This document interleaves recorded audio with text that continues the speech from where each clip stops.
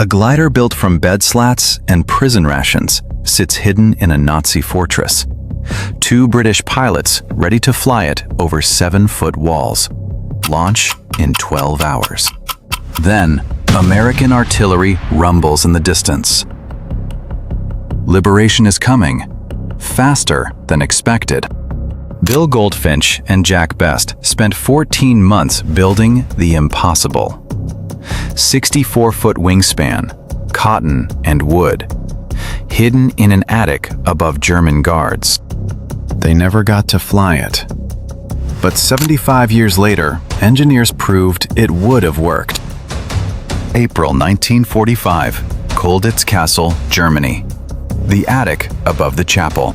2 men crouch in darkness.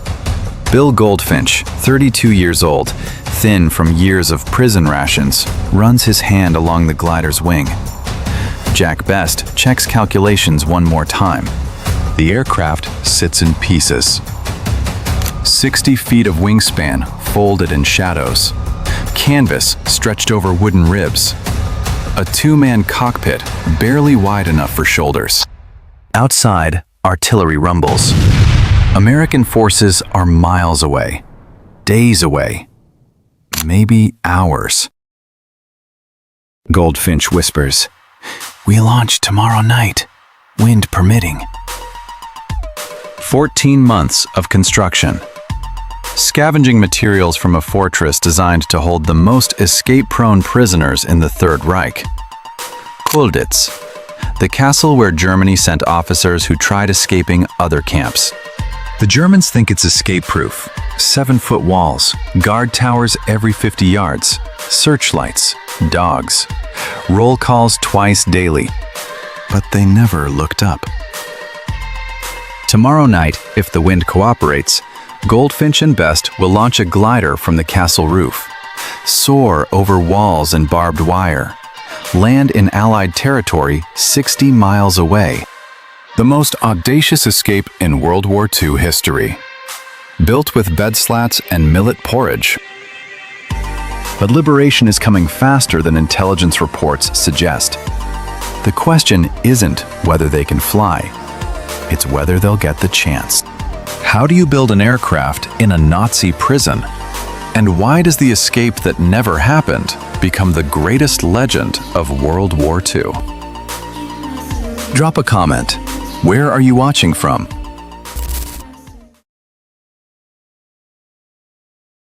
Before the glider.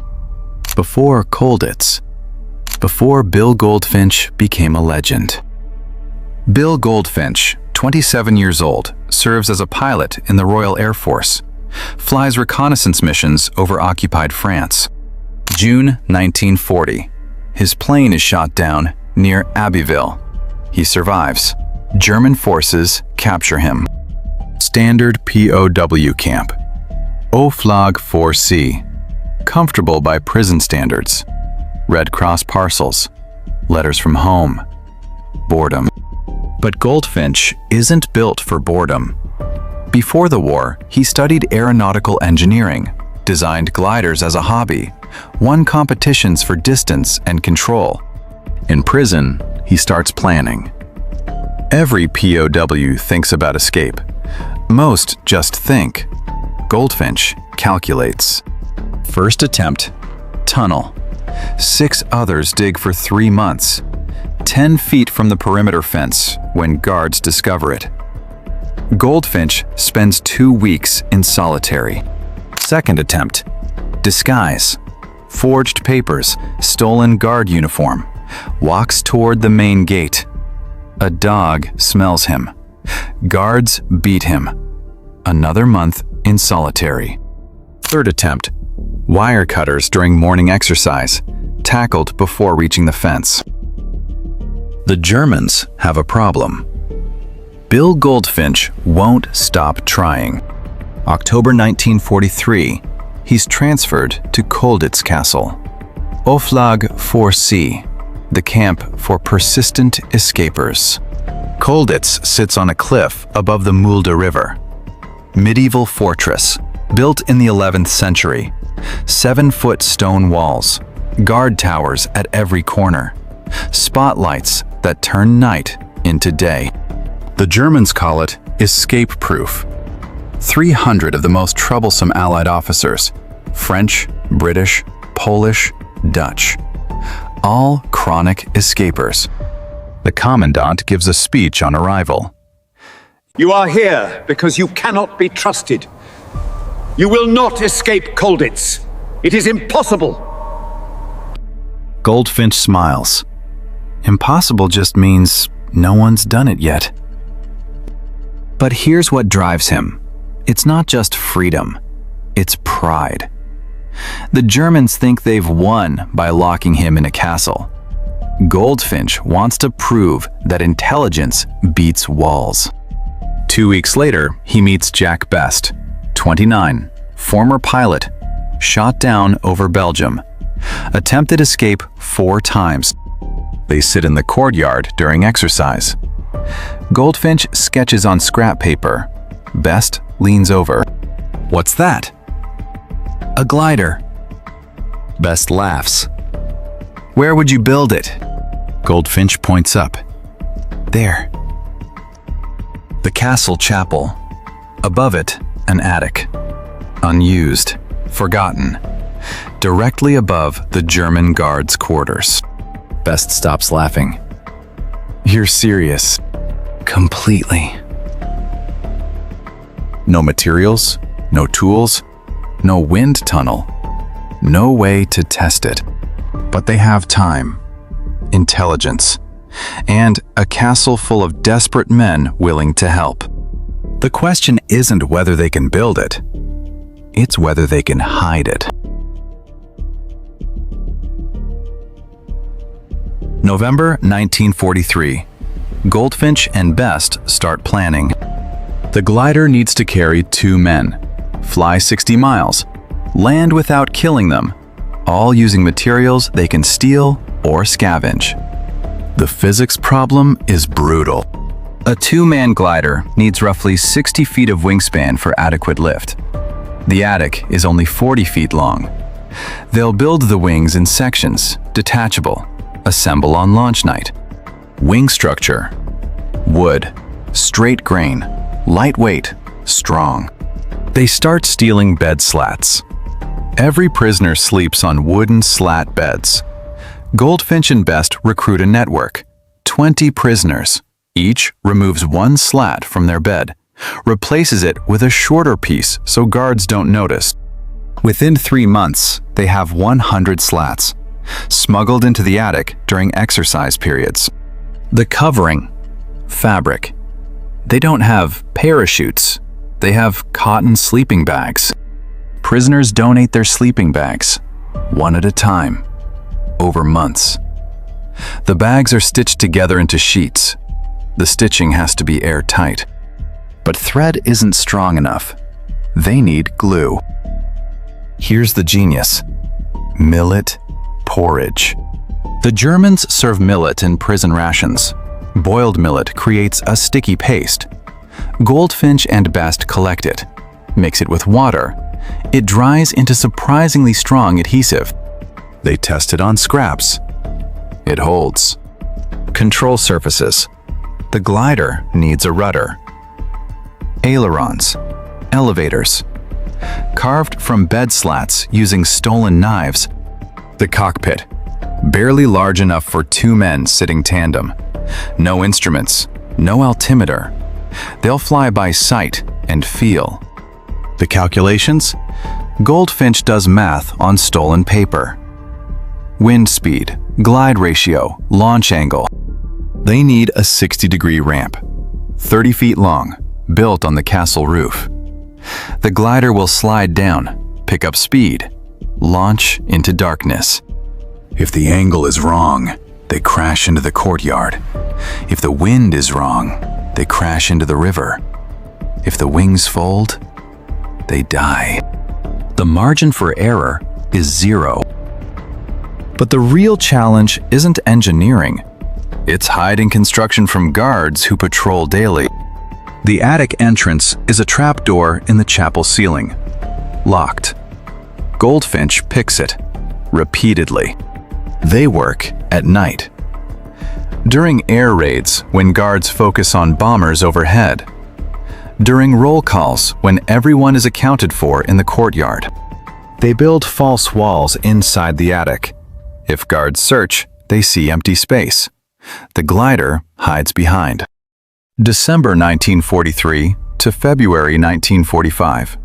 14 months of construction. Other prisoners help. Some distract guards. Some steal materials. Some keep watch. One prisoner, a carpenter before the war, shapes ribs with precision. Another, a tailor, stitches fabric. A third calculates weight distribution. It's not 2 men building a glider. It's 30 men building hope. By March 1945, the glider is nearly complete. Wingspan, 64 feet. Length, 19 feet. Weight, 240 pounds without passengers. They name it the Colditz Cock. But they can't test it. Can't even assemble it fully. One full assembly for launch night. Will it fly? Or will they die trying? But here's Goldfinch's real genius. He understood something other prisoners didn't. You don't build a glider just to escape. You build it to prove you can. To show guards that walls don't stop minds. That intelligence defeats force. It's not just an aircraft, it's a statement. And that's what terrifies the Germans most. But in 1945, they're running out of time. Not because of guards. Because liberation might come before they launch.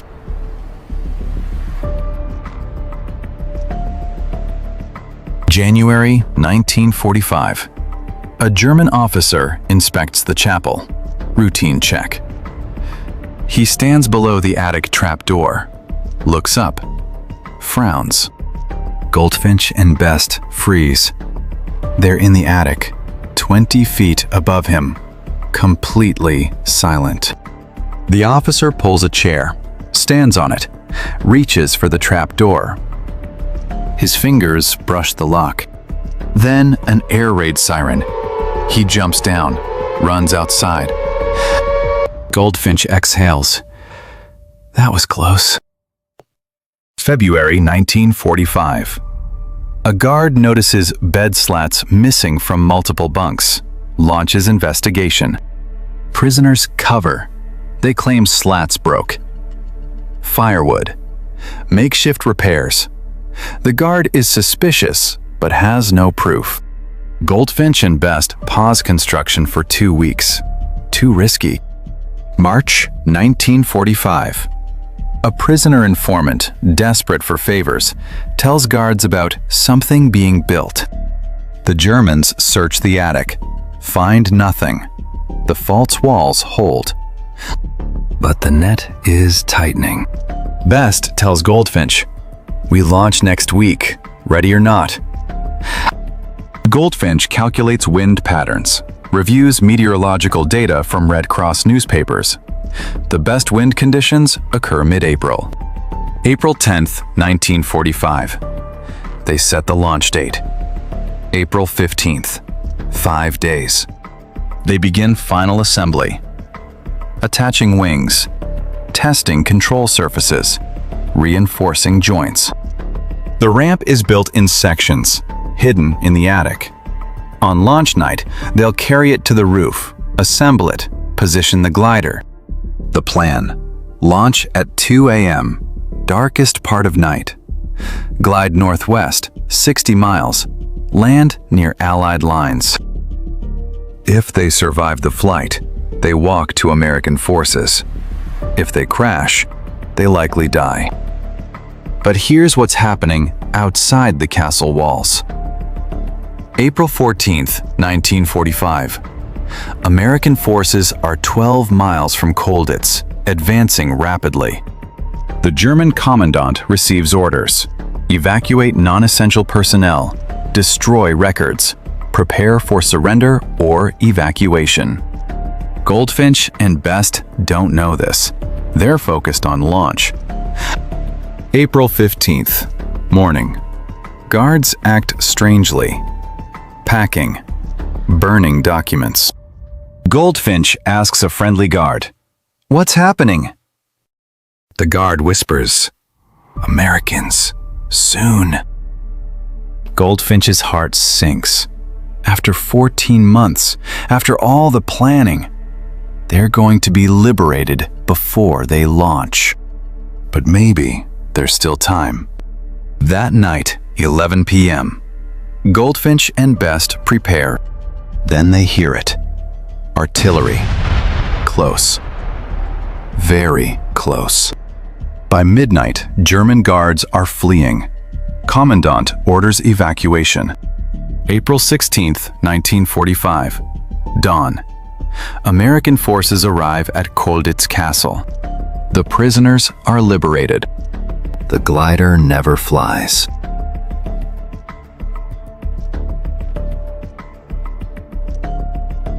April 16th, 1945. American soldiers enter the castle, free 300 prisoners. Bill Goldfinch and Jack Best lead them to the attic. Show them the glider. The soldiers stare, speechless. "You built this? Here?" "Yes." "Would it have worked?" Goldfinch shrugs. "We'll never know." The glider is dismantled. Pieces taken by liberating forces. Most lost or destroyed. For decades, it's a legend. A story prisoners tell. The glider that almost was. But did it actually work? British television decides to find out. They commission a replica. Exact materials. Bed slats, cotton fabric, millet glue. They build it using Goldfinch's original plans. Test it in a wind tunnel. The math checks out. Then they launch it. The glider flies. Smooth. Stable. Lands gently after a 300-yard flight. Bill Goldfinch's design worked. 75 years later. Proven. But here's the real escape. It wasn't physical. It was psychological. The Nazis built Colditz to break the unbreakable, to crush escape attempts with walls and guards and dogs. They never thought to look in the attic. Goldfinch didn't escape Colditz, but he proved something more important, that even in a fortress designed to contain the most determined men, ingenuity finds a way. The glider never flew over Colditz walls, but the idea flew. It inspired prisoners, gave them purpose, made them believe they weren't defeated. Intelligence beats force. Creativity beats oppression. 30 men working in secret, building hope from bed slats. Today, a replica of the Colditz cock hangs in the Imperial War Museum in London. 64-foot wingspan, cotton and wood, a testament to what desperate men can build. Bill Goldfinch survived the war, returned to England, lived quietly, rarely spoke about Colditz. When asked why he built the glider, knowing liberation might come first, he said, "Because we had to believe we could." The most audacious escape in World War II history never happened. But it worked anyway.